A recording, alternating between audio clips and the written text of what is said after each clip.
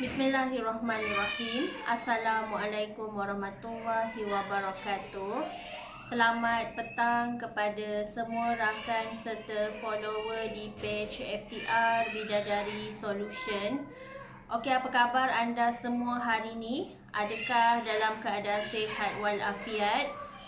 Sentiasa dalam perlindungan Allah Subhanahu Wa Taala. Solehah doakan InsyaAllah. Okey, hari ini merupakan sharing ilmu daripada Solehah hari yang ke-157. Alhamdulillah. Tajuk kita hari ini adalah bahana hutang. So adakah anda tahu keburukan daripada budaya hutang ni? InsyaAllah Solehah akan ulas sebentar lagi. Tapi sebelum tu Solehah nak minta tolong share dan tolong kongsikan Solehah punya link page live pada hari ini, supaya lebih ramai orang yang akan dapat manfaat daripada perkongsian ilmu yang berkat insya-Allah. Okey, Alhamdulillah hari ini sharing yang ke-157 pada sesi tahun 2021. Alhamdulillah. So kalau anda tolong share, anda sebarkan manfaat, insya-Allah akan beroleh saham akhirat dan ladang pahala yang tak berhenti-henti mengalir insya-Allah. Okey, sebelum tu jom sama-sama kita berselawat, berdoa semoga Allah memberkati, merestui majlis ilmu kita taman-taman syurga pada petang ini insya-Allah. Allahumma salli ala Sayyidina Muhammad wa ala alihi Muhammad. Allahumma salli ala Sayyidina Muhammad wa ala alihi Muhammad. Allahumma salli ala Sayyidina Muhammad wa ala alihi Muhammad. Bismillahirrahmanirrahim. Allahumma ftah alaina hikmataka wa ansyur alaina min khazaini rahmatika ya arhamar rahimin. Rabbi syrah li sadri wa yassir li amri wahlul 'uqdatan min lisani yafqahu qawli. Amin ya Allah ya mujib. Hai, waalaikumsalam Ros Syazwani. Hai Angga Syita. Okey, alhamdulillah. Ada siapa lagi tu? Alhamdulillah. Hai. Waalaikumsalam Umi Afan, Kalisha, Umairah. Okey, alhamdulillah. Waalaikumsalam Ida. Okey, alhamdulillah. Thank you. Tolong share, tolong seru, tolong komen, tolong like dan sebagainya. So anda tahu tak bahana apabila kita dalam kehidupan kita ni banyak berbuat hutang, even satu ke dua ke tiga ke, itu semua membawa bahana dan keburukan dalam kehidupan kita. Okey, jom cek satu persatu apakah keburukan daripada budaya berhutang ini. Okey, yang pertama, apabila seseorang yang suka berhutang, ia akan menjadi penyakit berjangkit. Sebabnya ialah bila dia dah hutang sekali, bila dia kesulitan, dia akan pinjam lagi, terus pinjam dan makin tinggi jumlah hutang yang dia pinjam. Itu kalau dia baru berhutang kepada satu pihak. Cuba kalau bayangkan kalau dia berhutang kepada 5 pihak, 10 pihak, berapa banyak kita berhutang dengan manusia. So jangan buat hutang, jangan jebakkan diri kita dengan hutang, kerana hutang hanya akan menyekat lebih rezeki kita.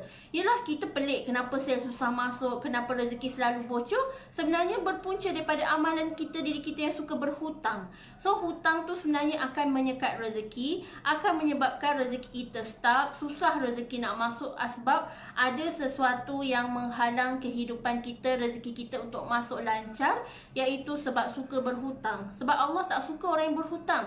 Dalam Al-Quran pun banyak Allah sebut tentang hutang. Hutang sangat bahaya kepada diri kita semua. Hutang ni kalau kita tak lunaskan sebelum kita, nyawa kita diambil oleh Allah Subhanahu Wa Taala, amal kita akan tergantung di hari akhirat kelak. Melainkan kalau waris kita tolong bayar, suami kita tolong bayar, adik-beradik kita tolong bayar, family kita tolong bayar, itu tak apa. Itu pun kalau mereka tahu kita ada hutang dengan seseorang. Kalau kita buat hutang tetapi tiada siapa yang tahu, siapa yang nak tolong lunaskan hutang kita? Maka tergantunglah amal kita di hari akhirat kelak. Dan bagaimana nak masuk ke syurga kalau kita masih ada hutang dengan manusia yang belum kita lunaskan? Bagaimana kita nak cari dia sedangkan kita dah dekat alam lain, dia dekat dunia, kita dah di alam barzah. So macam mana nak lunaskan hutang kepada orang yang kita berhutang? Itulah bahayanya bila berhutang. So kalau ada hutang sekarang, lunaskan segera. Lunaskan segera, jangan tunggu esok duk tangguh. Hutang makin bertambah, lagi-lagi kalau hutang dengan ahlong, bunga makin bertambah. kita hidup dengan kemelaratan. Tak mampu nak bayar pun.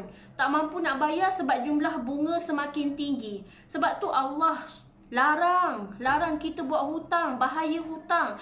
Hutang hanya akan menyebabkan hidup kita merana dan hidup kita lebih susah sebenarnya. Kalau kita ingatkan dengan berhutang kita boleh rasai kemewahan, kita boleh bersuka-suka, berenjoy-enjoy, sebenarnya hutang tu hanya akan menyekat rezeki kita. Kita rasa macam seronok kan dekat dunia buat hutang. Tetapi akibatnya, impaknya, hutang ni akan memakan diri. Akan menyebabkan diri kita semakin susah sebenarnya. Susah rezeki nak masuk, kita buat perniagaan pun susahlah, orang tak banyak order masuk. Sebabnya kita masih ada hutang. Itu kalau hutang dengan manusia. Tetapi kalau kita ada hutang dengan Allah, sebagai contoh kita hutang solat, kita hutang puasa, kita hutang nazar kepada Allah Subhanahu Wa Taala, macam mana kita nak lunaskan kalau kita dah mati? Itu sebab tu kalau kita ada hutang, wajib tulis dekat buku supaya nanti orang yang terdekat dengan kita, contoh suami ke mak ayah kita ke, tahu kita ada buat hutang supaya mereka boleh settlekan hutang kita waktu kita dah dekat alam lain, mereka boleh tolong lunaskan. Tetapi andai mereka tak tahu, itu bahaya kepada diri kita. Amal tergantung siapa nak tolong settlekan, bahaya. Melainkan kalau orang halalkan hutang kita, itu tak apalah, itu kira selamatlah kalau orang halalkan hutang kita. Tapi kalau orang tak halalkan, tak ada ijab kabul bahawa aku halalkan hutang engkau, so macam mana? Bahaya hidup kita. Wajib tulis hutang supaya orang tahu bahawa kita ni ada hutang dengan seseorang. Even hutang kereta ke, hutang rumah ke, hutang PTPTN ke, wajib untuk lunaskan.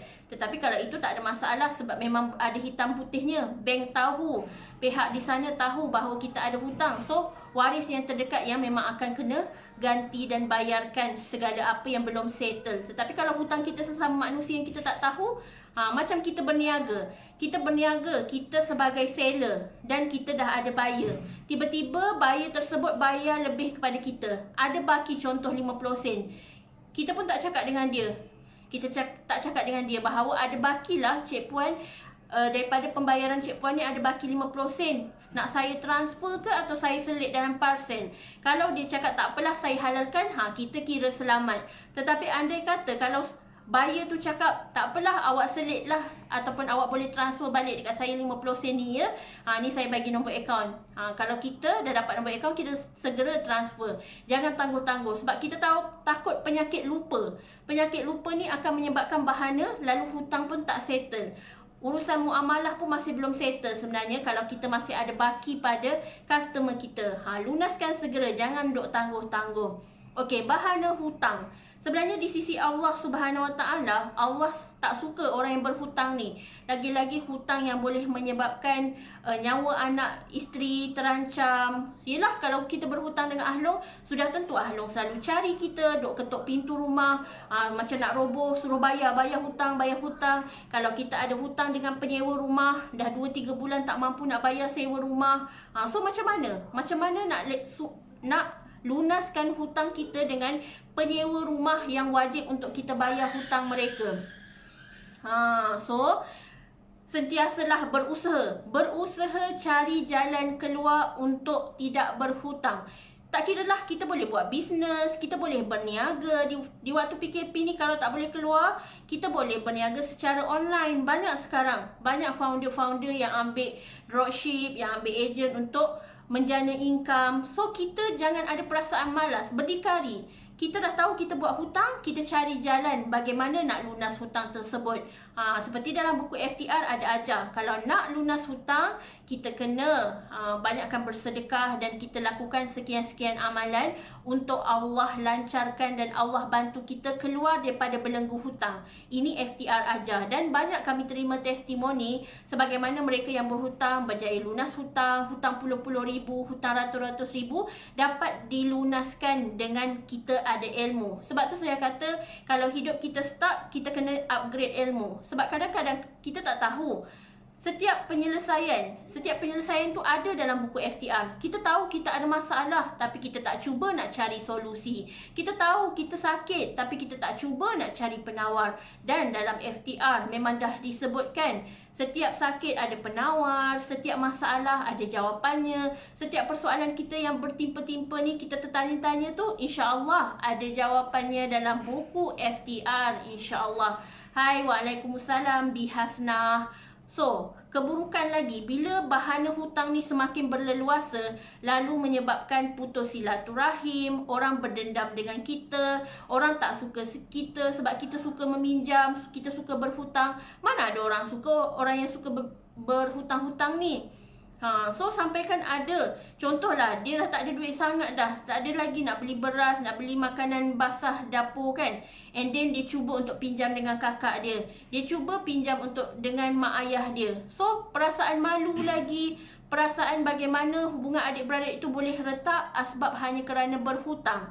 Sebab tu kita jangan berhutang, jangan cipta hutang, jangan jebakkan diri kita dengan hutang. Sebab hutang tu hanya akan membunuh diri kita, akan menyebabkan syaitan bersorak-sorak kerana hidup kita penuh dengan hutang. Allah sangat melaknat mereka yang banyak buat hutang semata-mata untuk merasakan diri tu kemewahan hidup. Biarkan apa istilahnya? Asalkan bergaya. Biar papa asalkan bergaya. So tak relevan peribahasa tu, biar papa asal bergaya. Biarlah kita bersederhana. Biarlah kita apa yang ada sekarang ni kita bersyukur. Jangan duk kita nak orang puji-puji, aku tukar-tukar kereta, padahal semua tu hutang. Kita duk tukar-tukar baju cantik-cantik, padahal semua tu hutang.